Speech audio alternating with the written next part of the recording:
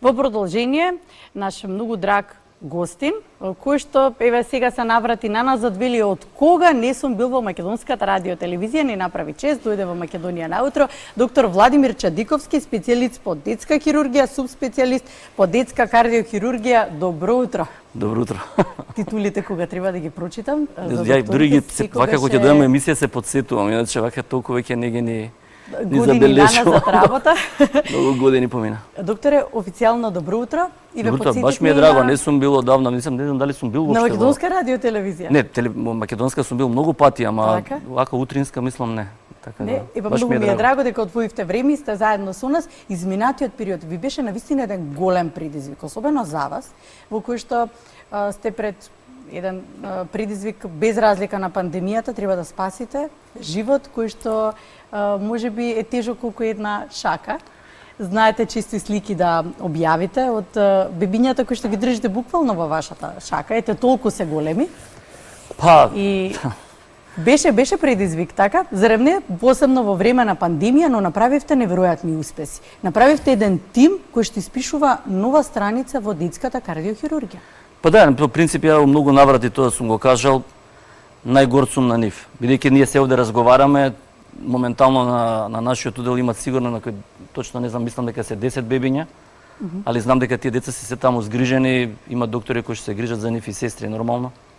И тоа сум навистина најгорд. Ама помина многу време. Тоа е мислам онака кога ќе се вратам на назад се од оваа дистанца, вака да можеме да седиме и да Па не, јас сум 22 години со деца во третирање на деца, од 2013 сум кардио. И баш онака кога ќе вратам, сега имам некое предавање во Истанбул на 1 октомври и као единствен као странски предавач сум на тој симпозиум. Бара моите почетоци, да ги кажам. Тоа беше најинтересно, значи како сум успеал од 2013 прв пат во живот да видиш срце, да дојдеме сега да правиме ЕКМО на деца. Мислам, тоа беше така да многу тешко ми е предавањето да го спремам, морам да кажам. Не знам како да почнам да зборам за себе. Но вашите дела зборуваат многу за вас. Гор сте на тимот кој што го направивте, се гордеете дека имате млади колеги, млад тим. Да. Верувате, имате кому да верувате, велите сега додека седам тука, некој таму работи и сте спокоен. Па да, можам да кажам. Да. Кога ме бара, значи навистина е нешто гужва и треба да се дојде на работа. И тогаш мора да се го споминавте ЕКМО апаратот. Би сакала да го започнеме разговорот со тоа, за каков апарат станува збор и за прв пат е направена таква операција, од таков тип ќе ни објасните точно за каков тип станува збор за бебенце кој што е само 7 дена. Па да, екстракорпоралниот третман на децата е онака највисокото ниво на не толку технички, хируршки, колку што е комплетно тимски. Објаснете ни што всушност станува збор тоа значи народски. дека кај голем број на деца на кои што им е неопходен таков тип на третман, може да биде покриен. Значи од наједноставни труење со храна, со лекови, со печурки, со единствен спас ви да го ставите на ЕКМО. ковид на деца да го ставите на ЕКМО. Постоперативно кардиохируршки интервенции да го ставите на ЕКМО. Што значи тоа? Онака сликовито да можат гледачите ме разберат, значи белите дробови срцето мируваат, за да може да се опорават, а во исто време машината ги работи сите тие работи за себе. И на тој начин се прави еден баланс помеѓу организмот и машината да полека од која ќе превземе машината одговорноста за телото на детето, полека да се направи бајпас, да се превземе функцијата повторно телото во однос на машината. Че овака најсликовито, тоа е малку покомплексно. За да може да разберем, покомплексно е сликовито да ви објаснам. Го гледаме тоа и низ фотографиите кои што ни ги пративте, исто така и видеото, ќе ги вратат колегите повторно. Да, тоа тоа е баш тоа дете кое што гледате има еден многу инструменти и апарати околу него. Многу ни е драго дека детето е стварно Колку кила имаше детенце? Па, по 3 кила, мислам, 2 нешто. 2,7 мислам дека беше. Нешто, не сеќам точно. 2,7 кила. Да, со тоа што целата работа е што претходно се работеше и тоа е оној систем што ние сме заедно со целиот менеджмент и со што успеавме да го направиме, тоа е да направиме на одел каде што детето му се направи најтешка интервенција во детска кардија се вика свич интервенција. Дијагнозата е транспозиција на големи крвни садови, кога све што е лево е десно, све што е десно е лево на срцето. Па бидејќи не можевме да искочиме од машината, детето го ставивме на ЕКМО. Така. Детето беше околу, мислам да се помина време, од 4 до 5 дена беше на ЕКМО, па излеговме од ЕКМО, па почна спонтано дише, па му требаше катетеризација, па му направивме катетеризација, да сега веќе денеска или утре ќе се спои со мајката. Значи покажавме големината на све ова што ви го напоменуваме е системот. Значи јас стално викам, не е само техничкиот момент, она што го добивме сега во институцијата, бидејќи 20 години работев на клиника, сега работам во Аџибаден Систина, кој што е приватна институција. Фамилиите не плаќаат, значи све е покриено од фондот, значи буквално од моментот кога се примаат сите инвестигации до крај, значи све тоа на терет на државата. Е што добивме систем, бидејќи на клиника главниот проблем беше павилионскиот тип на институцијата. Тоа што значи на едно место ти е хирургија, на едно место ти е рентген, на едно место ти се катетеризации, на друго место ти е педиатрија, и за да можеш ти детето, ако ти затреба катетеризација или ти затреба, не знам, рентген или компјутер, ти мора да го земеш во количка, да го носиш надвор, на отворено, да возиш до таму, да се враќаш назад. Тоа бараше таков многу напор за тоа да се изведе, а тука на едно место на вистина во еден момент ги добивам сите работи. Да. Значи, ми треба тоа, ми треба тоа, значи исто многу е важно, го споминавте тоа, но да, треба и акцент на тоа дека е покриено од фондот. Тоа е многу значено и многу важно. Иначе невозможно е, сумите се огромни, така да со фондовското покривање децата на вистина добиваат нешто што го имаат секаде, бидејќи стварно на вистина сега и ги покриваме сите деца и од Косово, бидејќи веќе бројката е секој ден се поголема и поголема. Е системот што го гледаат сите, не само мене као хирург или не знам некој друг од колегиве. Целата работа е што го гледаат, кој ќе дојдат гледат еден систем каде што кој ќе го дадат своето дете, гледа дека се прави се за него за да искочиме од таа тешка состојба. Велите, ниту еден ковид, ниту една пандемија, ниту што и да е, не може да ме спречи да влезам во операционата сала и кога треба веднаш да интервенирам и да спасам живот. Беше напорно изминатиот период. Да се привикнете кон една таква состојба во која што сепак работата мора да продолжи, но пак и условите се поинакви сега. Па да, беше навистина, јас толку години сум медицината, ваков удар на светско ниво на здравствениот систем покажа толку многу слабости и на некој начин немоќ. Покажа бидејќи тоа е онака баш дискутабилно, се свикам од оваа дистанца, седевме дома цели викенди. Мислам тоа беше затворени комплетно. И ја мислам дека сега последиците од тој психолошки момент е навистина голем. Дури кај децава 2 години, примерно, мојово дете не беше у школа, мислам, онлайн. Тоа се све такви едни големи тектонски пореметувања психолошки кај луѓето, но во оваа ситуација ние прележавме и се вакциниравме и прележавме не знам колку пати тие сите работи. И сега сите сме окей, цела моја екипа што сме кој што работиме детска кардио, ние сме тим од број негде околу 30 до 40 луѓе. Навистина беше, се пореметува, двајца болни, тројца држат цела смена. Мораше да продолжи и се правеа успешни операции. Имаше моменти, јас мораше на еден момент, па среќа останам, мораше со температура, бев во тој момент баш болен од ковид. Имаше ситуација на тешко дете, само што го донесоа, да доаѓам, да не доаѓам. Беше баш онака, па успеа да го стабилизираат, па јас имнав температура, па негативен, па уште што се вика, само што искочив од ваква одма влегов од изолација, одма во сала. Баш онака, мислам, драма беше. Мислам, али среќа поминавме и се надевам нема да се повтори оваа приказна, веќе валјда научи системов, не само кај нас, воопшто светов, како што треба да правиме во вакви ситуации. Тоа се надеваме дека извлековме голема поука општо земано, општествено. Се надам дека ќе испишувате многу успешни приказни во нареден период. Но, она што е многу важно, оно е мултидисциплинарен систем кој што вие го спроведувате.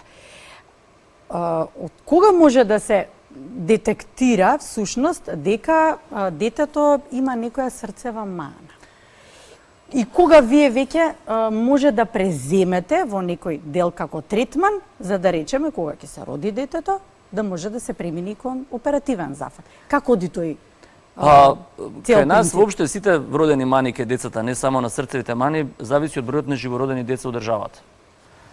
Значи, пример, ако ние имаме 20.000 раѓања годишно, 1% од тие деца се со срцеви мани. Значи 200 деца ние очекуваме оваа година да се родат во Македонија со срцеви мани, од кои што 100 деца ќе бараат сигурно третман во првите неколку месеци од животот. И тоа е онакава една бројка која што ние секојдневно ја очекуваме. Значи има, например, да има пауза 7 дена и од еднашка да ни се јава да каже има 2 деца се родија. Значи најчесто во гинеколошките, зборам за неонаталниот период, значи она само кога се раѓаат, покажуваат знаци типични за срцева мана и у тој момент со колегите без разлика од која институција се работи, веќе со сите имаме блиски релации и се знаеме ние од претходно и реагираме одмо. Доаѓа наша екипа, го зима бебето, во истиот момент се носи кај нас, се пристапува кон припрема и во завис од тежината од интервенцијата се кажува. Доколку треба да се оперира и така натаму веднаш. Има потешки, има полесни, има 180 дијагнози во детска кардиохирургија, што ја прави затоа многу комплексна.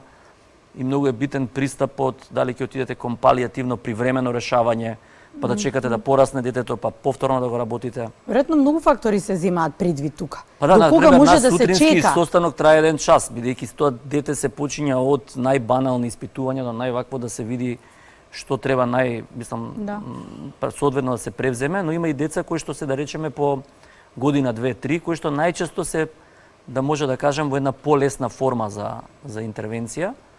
И пак е кардиохирургија, нема ништо лесно по принцип, али е пак поедноставно од технички аспект да изведете кога е нешто поголемо него кој што е кило.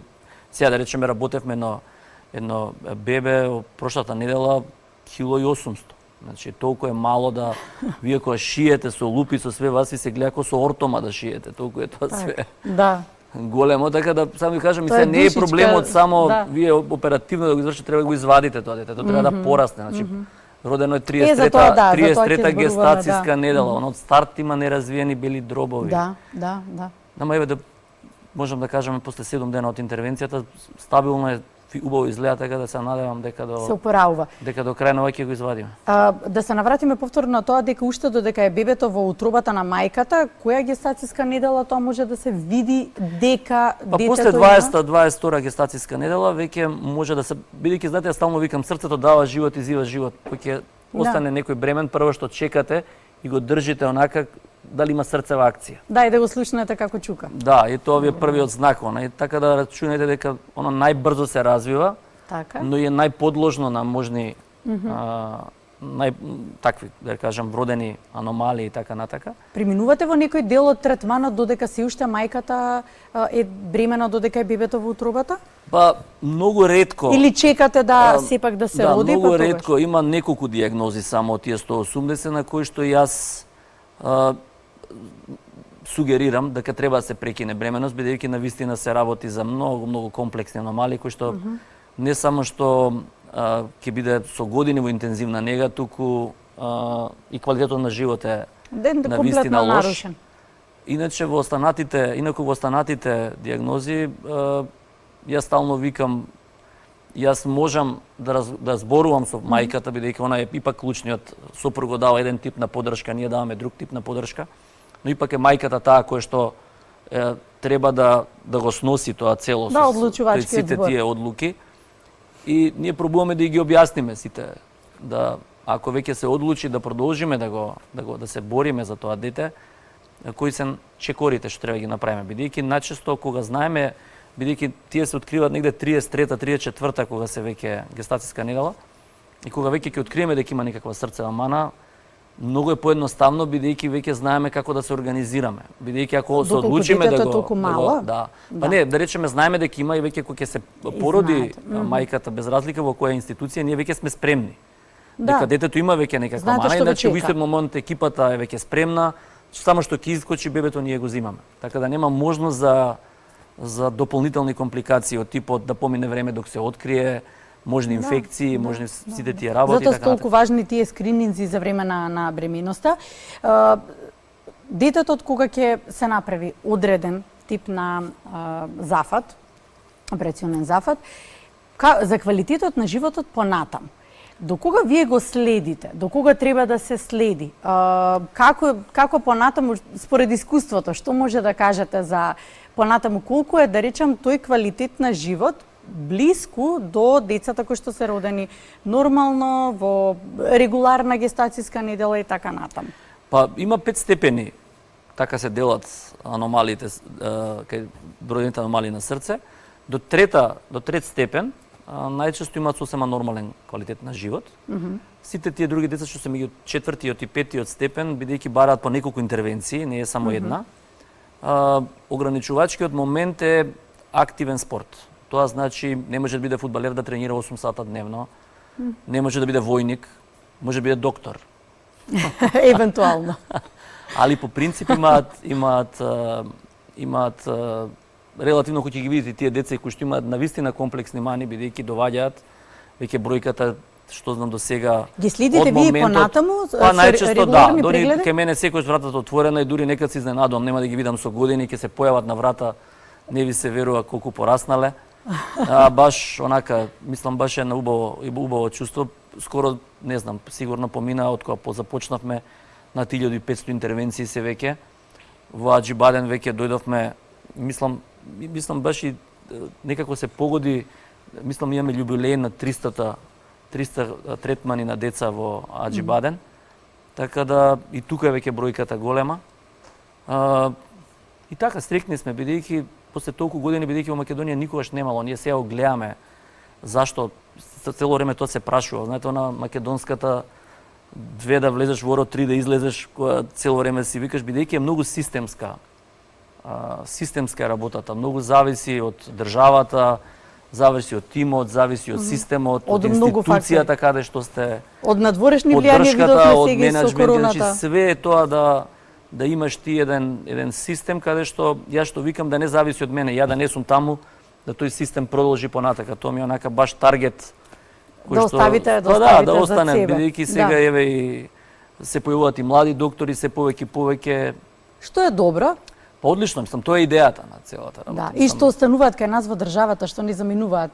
Па да, по принцип е добро. Мислам, најважното од се. принцип Сакам е повторно на темата да се вратам. Споминавте неколку пати дека има колкава е бројката на срцеви диагнози, но кои се најчестите срцеви аномалии со кои што се среќавате? Како да ви тука го кажам? прашувам тоа во контекст на тоа дека малку мајкеве се во недоумица, некои симптоми во развојот на детето, може и од периодот и така натаму од развојот, знаат некогаш и лажно да асоцираат на некоја состојба. Како најчесто да се препознае, кога да се Па не, интересно дојде е на кога ќе доктор? почнете да го работите ова, значи ја можам да ви кажам сега што пише у книга. Кои се најчести, кои се... Не, од Ама искуството. праксата покажува така. сосема друго. Као налети одат. Мислам, има еден период, едни диагнози кои што се релативно тешки, еден период ги нема и потоа еднаш како налет ќе се родат неколку деца со таа диагноза. Па после доаѓа други и така натака. Така да ние се наоѓаме сега во една ситуација кај што бидејќи децата најтешкиот дел од детска кардиохирургија е неонаталниот дел. Кога имате вие само бебиња на одел. Бидејќи кога е поголемо дете и кога имате да речеме овие стандардни АСД, ВСД, ние што ги викаме како отвори на пред коморите, многу ретко ги гледаме бидејќи не можеме да доеме до операција на нив, од тоа што имаме многу бебиња. Принципот на нештата е што нормално дека имаме разбирање од менеджментот и тоа ние нонстоп мораме да примаме сестри, бидејќи ова е таков тип на интензивна кај што една сестра мора на едно бебе. Значи една сестра не може да гледа 3 бебиња. И тоа е проблем. Бидејќи сестрите се многу клучни во овој систем, бидејќи децата примаат по милион лекови и бројката на сестри нас ни е голема во бројот на кревети, бидејќи моментот ние кои имаме 8 бебиња на одел, сите на машина, скупно тежат 20 килограми сите да ги соберете, вие мора да имате една сестра на бебе, една сестра на бебе, една сестра на бебе. И бидејќи сите деца што нас ни доваѓаат од некаде, од кај да се, они доваѓаат со инфекции. Значи, вие не може да имате чисто дете. Не доваѓаат, не се тоа херни, слепи црева или такви, тоа се деца кои што од секој од некој породилиште доваѓаат нормално или инфекцијата од мајката или од И вие од еднаш како ќе дојдете начинот да се пренесе инфекцијата во интензивна е ако една сестра работи со 3 деца. Значи затоа и ги изолираме, имаме посебни простории со негативен притисок, кога ни доваѓаат децата, прво ги сместуваме од таа просторија и една сестра стои на него, бидејќи ако таа сестра преде на друго дете, веќе може да не прошири инфекцијата.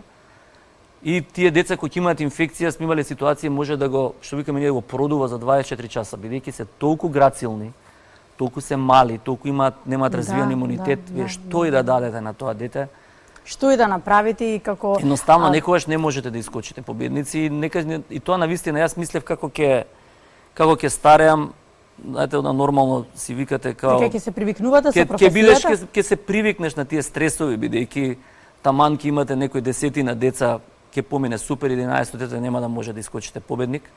И како старам потешко ми е некако. Ја мислев дека полесно ќе ми биде, потешко ги преживувам тие работи, ама тоа е животот. Можеби тоа е дел од карактерот, докторе. Да, и можеби е дел од карактерот, едноставно и ве гледам и во зборувањето, во објаснувањето и пред и зад камера, дека едноставно се соживувате со секој пациент, со секој дете кој што не можете, вие кој тоа дете лежи кај нас. Значи ја имаше, ќе спомнам стално, имаше едно детенце лежеше кај нас година и не знам колку време. Само имаше навистина многу комплексни аномалии, но тоа дете ние му правевме роден ден, Нова година, не знам, први заби пораснаа кај нас. Само да ви кажам, и ти нормално тоа дете после толку комплексни операции све на крај едноставно замина. Не можеш што ти е како буквално сите го гледаш, така да доста има своја приказна, али јас стално неколку наврати тоа сум кажал, кога ќе легнете вечерта, знаете што сте направиле. Имате некаква прича дека денеска ова беше така една професија со многу предизвици, но и излеговме како победници.